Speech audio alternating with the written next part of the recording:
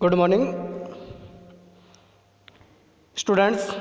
Now discuss the head injury. और head injuries का मतलब है कि हेड के अंदर सर में एक्सटर्नल या इंटरनल किसी प्रकार की इंजरीज हो जाए, किसी प्रकार की चोट लग जाए या किसी तरह का ट्रॉमा हो जाए। कहाँ पर? ब्रेन और external parts of the brains. यानी कि इसके अंदर सबसे पहले अपन देखते हैं हेड इंजरीज की डेफिनेशन। तो हेड इंजरी की डेफिनेशन के बारे में सबसे पहले आता है, head injury is a general term use to describe any trauma to the head and most specifically to the brain itself. यानी कि हेड इंजरी के अंदर अपन हेड इंजरी को डिस्क्राइब करते हैं जनरली, सामान्य रूप से, कि हेड के अंदर कोई ट्रॉमा हो गया हो, कोई ट्यूमर्स हो गई हो, एंड मोस्ट स्पेशली, मुख्यतः किसमें? ब्रेन इटसेल्फ, यानी ब्रेन खुद के अंदर, ब्रेन खुद के अंदर। नेक्स्ट है, दिस मे और may not inside injury to the brain.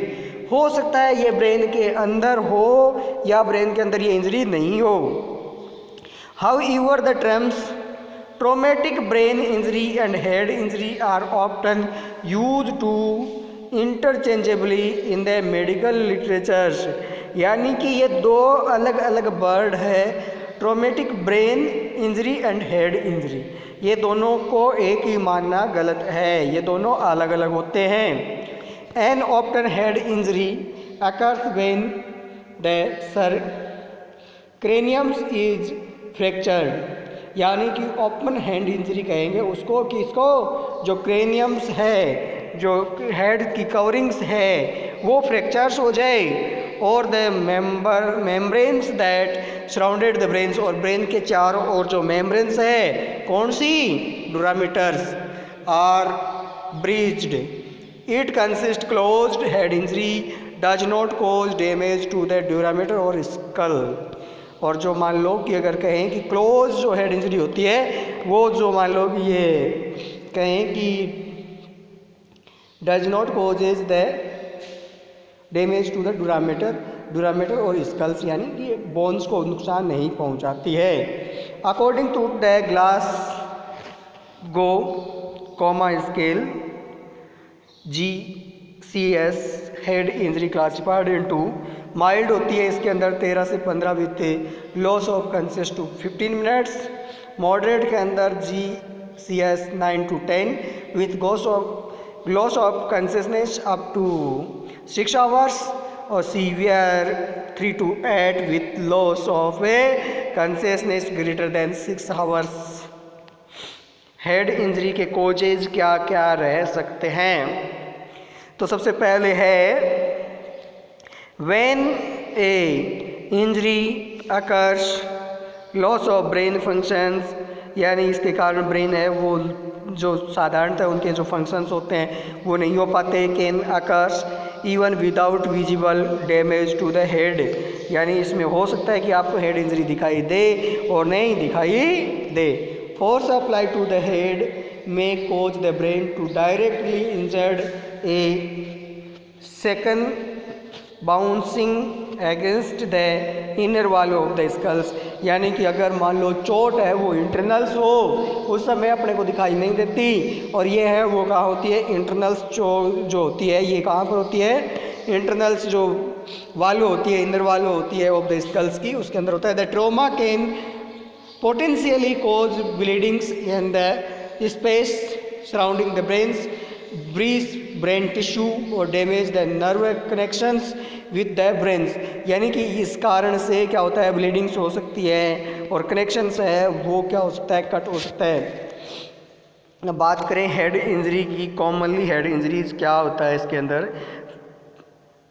Penetrating the trauma, penetrating trauma हो सकता है, direct below, blunt head trauma हो सकता है, मोटर व्हीकल एक्सीडेंट्स हो सकते हैं, assault fell of reconstruction activities such as a bikings है, सेटिंग्स है, और इसके अलावा स्पोर्ट इंजरी हो सकती है, वॉयलेंस एंड एब्यूज हो सकता है, सेरेब्रल इडिमा हो सकता है, इंट्राक्रेनियल हेमरेज हो सकता है, स्कल फ्रैक्चर्स हो सकता है, और कॉन्स्ट्रिक्शंस ऑफ और कंजक्शंस हो सकता है। Type of head injuries, head injuries के टाइप के बारे में बात करें तो any time of skull are is fractures, किसी भी समय किसी का भी फ्रैक्चर्स हो सकता है। The patient is said to have a open head injury, क्या पेशेंट क्या कहेगा जब उसके ओपन यानी कि खुली दिखाई दे रही हो। If the skull is intact the term close head injury is use. This type of head injury include the injuries to the scalp and skull और ब्रेन्स के अंदर होती है। तो इसके अंदर सबसे पहले अपन करते हैं कि बात कौन सी, स्काल्प इंजरी किसको कहेंगे, स्काल्प इंजरी किसको कहेंगे। तो हेड इंजरी में बी क्लोज और ओपन, हेड इंजरी है, स्काल्प हेड इंजरी है, वो क्लोज्ड भी हो सकती है और ओपन भी हो सकती है। A close head injury is one in which the skull is not broken. और अगर मान लो क्लोज हेड इंजरी हुई है उस समय जो स्काल्प है वो क्या होता है, ब्रोकन नहीं होता, स्कल टूटता नहीं है।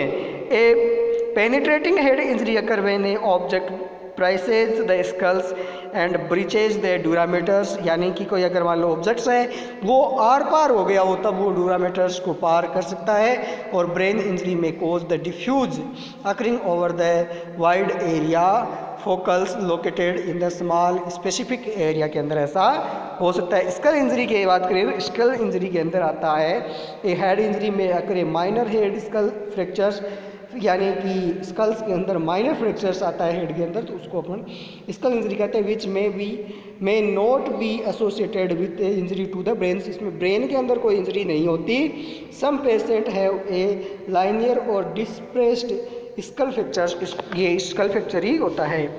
अब linear skull fractures, linear fracture दूसरा है डिप्रेस्ड स्कल फ्रैक्चर्स। लाइनिंग से बताता है कि थोड़ा थोड़ा ऊपर की ओर हो, जैसे simply open broken in the skulls of that relatively straighting lines के ऊपर पूरा है। डिप्रेस्ड का मतलब कॉमन, और ब्लेस्टर स्किल्स है वो क्या होती है, डीप के अंदर होती है। अब बात करते हैं ब्रेन इंजरी। ब्रेन इंजरीज के भी टाइप होते हैं। तो traumatic brain injury is the resulting an a external mechanical force applied to the cranium and the intracranial cortex leading to the temporary and permanent impairment functions, disability और psychosocial माल adjustment. अगर brain के अंदर injury हो जाती है वो external mechanical force applied के कारण हो सकती है या फिर इंटरनल कॉन्स्ट्रक्शन के कारण होती है। लेकिन अगर ये हो जाए तो टेम्परेरीली मतलब थोड़े समय के लिए और परमानेंटली मतलब स्थायी रूप से क्या हो सकता है, इम्पेयरमेंट हो सकता है। किसके अंदर फेस फंक्शनल डिसेबिलिटीज हो सकती है और साइकोसोशल माल एडजस्टमेंट भी हो सकता है। यानी कि कोई भी तरीके से वो दिमाग से काम भी नहीं कर पाता, साथ साथ में समाज में एडजस्ट भी वो व्यक्ति नहीं रह पाता। अब टाइप ऑफ ब्रेन इंजरीज की बात करें कि ब्रेन इंजरीज के कौन कौन से टाइप से होते हैं। तो सबसे पहले है concussion cerebral concussion is considered a mild brain injury and temporary loss of the neurologic function with a no apparent structure damage. यानी कि इसके अंदर क्या होता है कि माइल्ड इंजरीज होती है ब्रेन के अंदर और इसके अंदर स्ट्रक्चरल कोई डैमेज नहीं होता और न्यूरोलॉजिकल फंक्शन लॉस होते हैं वो थोड़े समय के लिए टेम्परेरली होते हैं। Concuss a associated with the skulls if hair is loss of concuss it is for 5 minutes or less, यानी कि लगभग 5 मिनट तक या इससे भी कम समय तक ऐसा रहता है। Concussions is a characterized by headache, dizziness, nausea और वोमिटिंग्स। इसकी वजह से क्या हो सकता है कि हेडेक हो सकता है, डिजीनेस हो सकती है, नोजिया हो सकता है, वोमिटिंग्स हो सकती है, ये सारे कुछ होने के चांसेज रहते हैं। द पेशेंट में complain of the anaemia of events before the after trauma. One clinical examination is no skull or dura injury, no abnormality details of a CT scan और MRI। अगर ऐसा होता है तो उस व्यक्ति के चाहे CT स्कैन करवा लो और चाहे MRI करवा लो, किसी तरह की ना तो कोई डूरामीटर इंजरी आती है और ना ही कोई स्कल चेंजेज होता है। अब कंट्यूशंस के अंदर है brain consist are bruise of a brain tissues that occur result for brain trauma, इसकी वजह से ब्रेन ट्रोमा हो सकता है। और ये है वो क्या होता है, इसमें हेमरेज भी होने लग जाता है। थर्ड है वो है डिफ्यूज एक्जोनल इंजरीज, और डिफ्यूज एक्जोनल इंजरीज के अंदर आता है कि diffuse axonal injury is characterize by extensive generalized damage to the white matters of the brains, जो पायामीटर्स और ग्रे मीटर्स और वाइट मीटर्स होता है उसमें से वाइट मीटर तक ये है वो इंजरीज चली जाती है। Axon are stage to damage with a parts of the brains differentiating the density of the over anothers, यानी कि ये है वो मॉडरेट टाइप का, माइल्ड, मॉडरेट और सीवियर तीनों प्रकार के अंदर डिवाइडेज किया जा सकता है। इसके अंदर है वो स्वेलिंग्स हो सकती है और डिसकनेक्शंस हो सकता है अदर जो ब्रेन के पार्ट्स होते हैं उसकी वजह से। और इसके अंदर क्या रहता है, as with other closed head injury है, डिफ्यूजन्स है, एक्जोनल इंजरी है, may cause brain swelling and intracranial pressures बढ़ा सकते हैं। अब बात करते हैं इंट्राक्रेनियल हेमरेज। इंट्राक्रेनियल हेमरेज का मतलब है क्रेनियल पार्ट्स के अंदर की और जो ब्लीडिंग्स होती है उसको कहते हैं अपन इंट्राक्रेनियल हेमरेज। अब बात करेंगे अपन सीधे सीधे यहाँ पर क्लिनिकल मैनिफेस्टेशन की। और क्लिनिकल मैनिफेस्टेशन में क्या क्या होता है कि manifestation depend on the degree and location of brain injury and subsequent cerebral oedema, यानी कि ये उस पर डिपेंड करते हैं क्लिनिकल मैनिफेस्टेशन की लोकेशन क्या है, कि कौन सी डिग्री का जो ब्रेन इंजरी हुई है या हेड इंजरी हुई है उसके ऊपर डिपेंड करता है। इसके साथ साथ में जो सेरेब्रल इडिमा होता है उनके साथ भी इनका रहता है। Some patient head trauma stabilize, other patient deteriorated होते हैं। A patient present with or without neurological deficient, यानी कि उसमें न्यूरोलॉजिकल दिक्कतें हो सकती है और नहीं भी हो सकती है। अब बात करते हैं अपन common symptoms of the head injury. Head injury के कॉमन सिम्टम्स कौन कौन से रहते हैं, तो हेड इंजरी के कॉमन सिम्टम्स के बारे में बात करते हैं कि कौन कौन से सिम्टम्स होते हैं वो कॉमन होते हैं। पहला है disturbance in the conscious confusion two comma, यानी कि डिस्टर्बेंस आ सकता है कॉन्शियस लेवल में, वो कॉन्शियस हो सकता है, अनकॉन्शियस हो सकता है, सब कॉन्शियस हो सकता है, यहाँ तक कि वो यूफोरिया कंडीशन में जा सकता है या फिर वो कोमा की स्थिति तक जा सकता है। नेक्स्ट है इंक्रीज इंट्राक्रेनियल प्रेशर, और इंक्रीज जो इंट्राक्रेनियल प्रेशर्स होता है वो काफ़ी इंक्रीज हो जाता है। हेडेक है, वर्टिगो है, डिसओरिएंटेशन है, मतलब किसी को पहचानता नहीं है, एजिटेशंस है, रेस्टलेसनेस है, डिजीनेस है, या फिर नोजिया है, वोमिटिंग्स है, प्यूपिलरी अबनॉर्मलिटीज़ है, रेस्पिरेटरी रेगुलेटरीज है, चेंजेज इन वाइटल साइंस है जैसे टेकिकार्डिया है, टेकिपीनिया है, altered or absent the cups and gag reflex है, sensory visual and hearing impairment भी आ सकता है। पर्सनैलिटी चेंजेज हो सकते हैं, impaired mental functions, difficulty concentrations हो सकता है, इंक्रीज्ड मूड स्विंग्स हो सकता है, लिथार्जी हो सकता है, अग्रेशंस हो सकता है, अल्टर्ड स्लीप हैबिट्स हो सकता है। अगर बात करें इसके डायग्नोस्टिक इवाल्वेशन की, तो डायग्नोस्टिक इवाल्वेशन में क्या क्या आता है, तो डायग्नोस्टिक इवाल्वेशन में है जैसे हिस्ट्री है, फिजिकल एग्जामिनेशन है, सीटी स्कैन करवा सकते हैं, एमआरआई करवा सकते हैं, स्कल का एक्सरे करवा सकते हैं, पॉजिट्रॉन इमर्सन टोमोग्राफी जो एक स्टडी होती है वो करवाई जा सकती है, एंजियोग्राफी की जा सकती है, न्यूरोसाइकोसोशियल टेस्ट किए जा सकते हैं। अब हेड इंजरी मैनेजमेंट के फर्स्ट है self care management. Self care management का मतलब ही क्या है, स्वयं केयर किस तरह से कर सकते हैं। तो इसके अंदर है कि emergency medical personnel should immediately treat any serious or potential serious head injury, यानी वैसे तो जो मान लो कि नर्सिंग स्टाफ्स या फिर जो मेडिकल स्टाफ होता है, इमरजेंसी स्टाफ्स होता है, वो पोटेंशियली इसको क्या करते हैं, ट्रीट करते हैं, इमीडिएटली तुरंत ट्रीट करते हैं। माइनर हेड इंजरी में बी केयर एट होम्स, अगर लेकिन थोड़ी बहुत इंजरीज होती है तो उसकी केयर घर पर की जा सकती है। If have any variation symptom such as, यानी कुछ बदलाव आते हैं जैसे लॉस ऑफ कॉन्शियसनेस, बेहोशी की हालात में आ गया हो, वॉमिटिंग हो रही हो, उल्टी हो रही हो, या वीकनेस हो, विजुअल चेंजेज हो, दिखाई देने में कुछ फ़र्क आ गया हो, कन्फ्यूजन्स हो किसी तरह की, सीवियर हेडेक हो, you should see immediate medical treatment. और उस समय व्यक्ति को तुरंत है वो हॉस्पिटल की आवश्यकता होती है, उनको तुरंत है वो हॉस्पिटल केयर की ज़रूरत है और उनको हॉस्पिटल जल्द से जल्द पहुंचाना चाहिए। उसके बाद फर्स्ट है ब्लीडिंग अंडर द स्काल्प। जब ब्लीडिंग है वो स्काल्प के अंदर हो रही है, but outside the scalp creates a goose eggs or large bleeds at the side of the head injury, यानी उस समय फूल कर बाहर आ जाता है, कुछ दिखाई देने लग जाता है। They common and will go their own with times, और वो हो सकता है थोड़े समय के बाद या उसी समय हो जाए।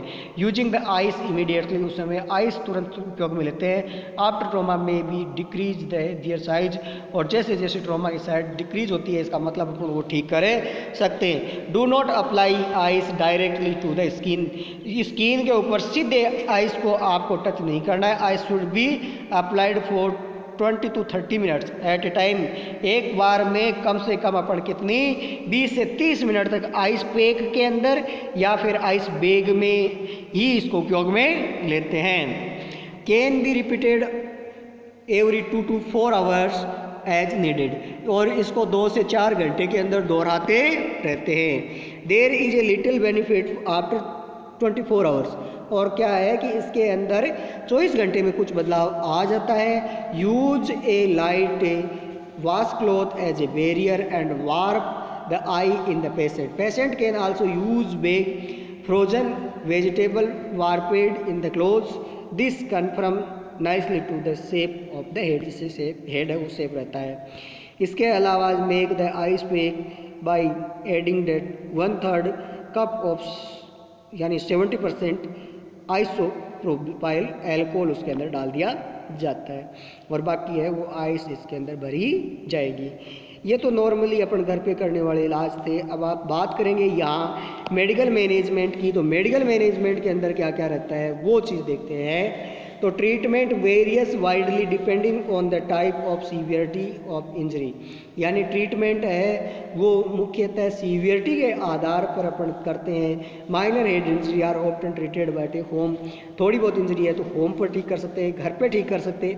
As long as same available to watch the persons, और पर्सन को देखभाल के तौर पर छोड़ देते हैं। Medical commonly medication commonly use in the acute settings, यानी कि थोड़े समय के लिए कौन कौन सी जो मेडिकेशन है वो दी जा सकती है। Setting to control the allergy, seizures, reduce the intracranial pressure, और correct electrolyte abnormalities. Brain injury patient may be partially or completely depend on the maintenance of the respirations, nutrition, elimination, movement and skills. Management of increased intracranial pressure. Intracranial pressure बढ़ गया है तो उसके लिए अपन क्या क्या करेंगे। Maintaining the adequate oxygenation, oxygen proper मात्रा में ऑक्सीजन देंगे, हाइपर वेंटिलेशन पर रखेंगे। एडमिनिस्ट्रिंग द मैनिट्रोल उनको देंगे, ये ऑस्मेटिक डायबिटिक्स का काम करता है। Designate of cerebral spinal fluids, drainage of cerebral spinal fluids है उसको बाहर निकालेंगे। Elevation of the head of the beds, bed पर हेड को थोड़ा उठा के रखेंगे और कंप्लीट बेड रेस्ट, और उसको बेड रेस्ट के लिए बोलेंगे administer the dose barbiturate therapies, जो क्या करेगी दर्द को कम करेगी। Dopamine to maintain the cerebral perfusion pressure above the 50 mm of Hg से ऊपर रखेगा। इसके अलावा ग्लूकोकॉर्टिकोइड्स है, डेक्सामेथासोन्स है to reduce the cerebral oedema को कम करते हैं। इसके अलावा एंटीबायोटिक थेरेपीज देते हैं, एंटीबायोटिक थेरेपीज, और इसके अलावा एंटी इपिलेप्टिक थेरेपी देते हैं जिससे सीजर्स वगैरह आने के चांसेस कम हो जाए, सीजर्स कम हो जाए। इसके अलावा सपोर्टिव मेजर्स के अंदर वेंटिलेटर्स है, वो सपोर्टिव मेजर्स में काम में आएगा। अब इसके अलावा सर्जिकल मैनेजमेंट है, तो सर्जिकल मैनेजमेंट में क्या करेंगे, evacuation of a blood clots और debrications of food blood clots और debrication penetrating, evaluate the depression fractures of the skulls, और इसके अलावा कॉम्प्रेसिव क्रेनियोस्टोमी की जा सकती है। नर्सिंग मैनेजमेंट के अंदर पोटेंशियल नर्सिंग डायग्नोसिस बनाएंगे और नर्सिंग डायग्नोसिस के अंदर आपको जो डायग्नोसिस दे रखे हैं उसके बाद में उसका क्या दे रखा है। अपन नर्सिंग डायग्नोसिस की बात कर लेते हैं कि नर्सिंग डायग्नोसिस कौन कौन से नर्सिंग डायग्नोसिस होंगे।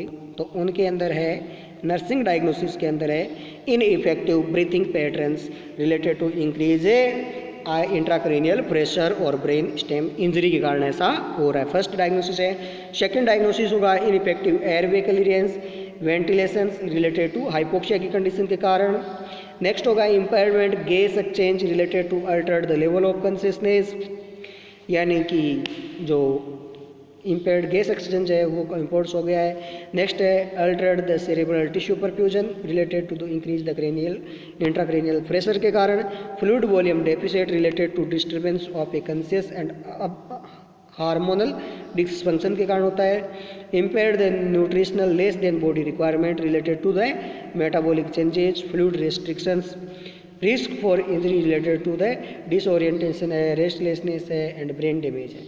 पोटेंशियल और impaired the skin integrity related to bed rest हेमिस्फेरेसिस और इमोबिलिटी। इसके अलावा नर्सिंग इंटरवेंशन की बात करें तो जिस तरह से नर्सिंग डायग्नोसिस बनाए गए उसी तरह से इसका नर्सिंग इंटरवेंशन होगा।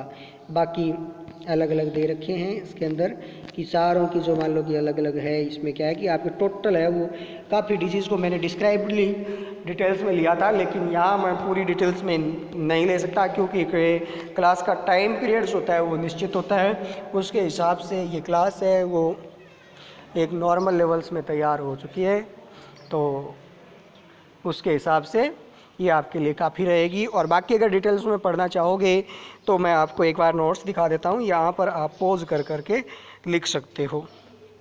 सर्वाइकल इंजरी है, ये थोरेसिक चेस्ट लेवल इंजरीज है, ये लंबर स्काल्प इंजरी है, पैटर्न ऑफ स्पाइनल कॉर्ड्स है, एंटीरियर कॉर्ड सिंड्रोम्स है, ब्राउन एक्वायर्ड सिंड्रोम्स है, डायग्नोस्टिक फंक्शंस है, अब इमरजेंसी मैनेजमेंट। यहाँ से आप अगर इसको लिखना चाहो तो एक बार पॉज करके यहाँ से लिख सकते हो आप।